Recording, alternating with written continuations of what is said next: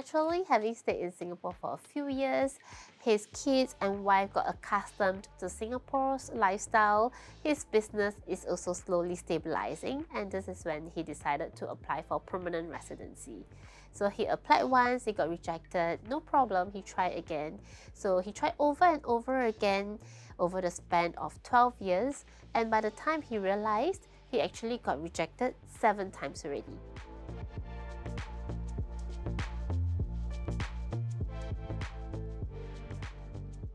As the saying goes, if you don't succeed at first, just get up and try again.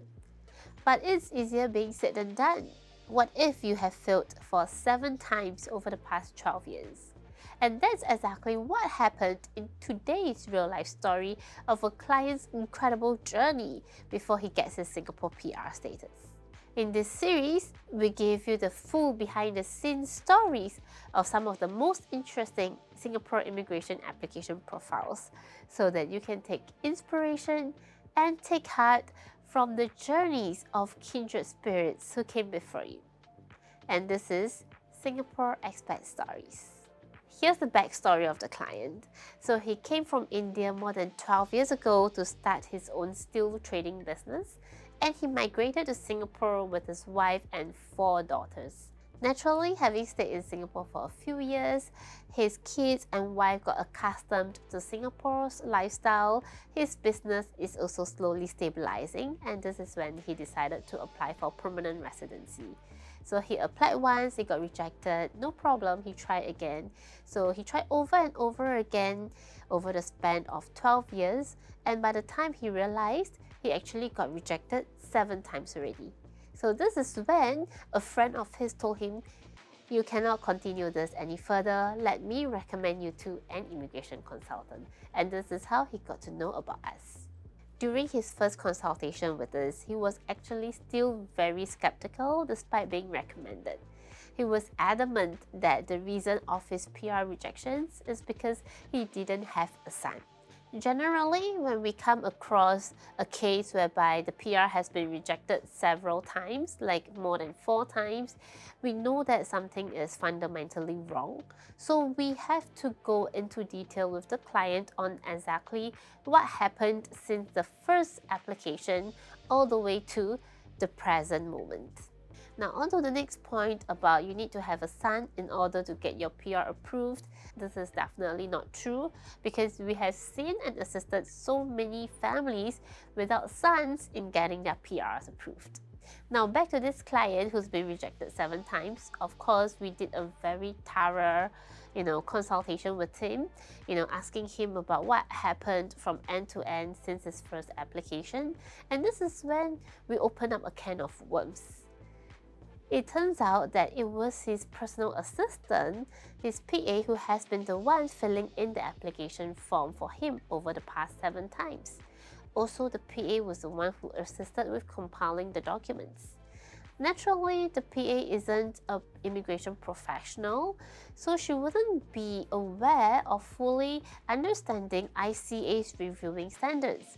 So in the application form, while the facts were correct, it doesn't really emphasize or enhance or share about the client's achievements, merits, and contributions to the Singapore's economy and society over the past 12 years. And that's one very big mistake that the client made as well, because he has his own business and is actually doing relatively well, but he did not declare a higher salary for himself and has remained at the same salary of 6,000 Sing dollars over the past 10 years. He declared the $6,000 salary as sufficient for him and his entire family, and the base minimum to actually apply dependence pass for his wife and children. However, $6,000 is not deemed sufficient to comfortably provide for yourself and your dependents in Singapore, especially his family has 6 people. While there is no minimum salary requirements to apply for PR, so long as you have an S-Pass or EP, but we roughly know what is the comfortable range that ICA will deem for a family of 6.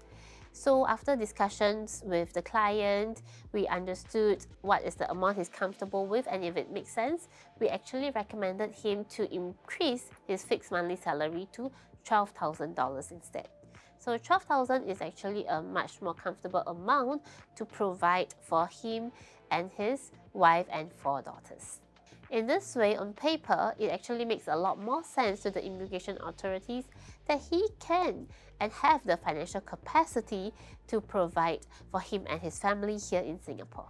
Next, we also realized that the achievements and the contributions through his company have not been properly highlighted and presented in his past application forms. So for example, he has actually employed more than 10 local employees.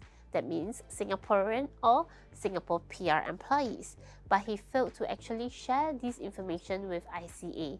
It's actually a very good point for your PR application because as business owners, you are creating job opportunities for locals and you support local employment. So we got the client to provide us with a short list of local contacts whom he's the closest with, who's more than happy and very willing to endorse a testimonial for his PR application. With that, we actually prepared these testimonial letters for him, and all he needs to do is to pass it to the respective endorsers for their signatures. As with most of our clients, we always get them to work on their social integration efforts and guide them exactly where to go and where to do for their community services, charity work, and donations. So this client also heeded our advice and he actively and continuously participated with all these initiatives and have them documented as well.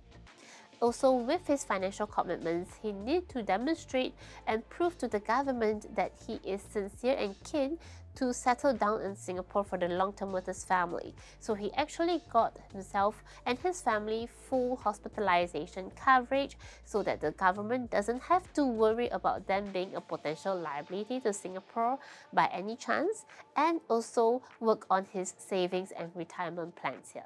So with all these efforts in mind, we actually spent close to 6 months to revamp his entire profile for his PR application.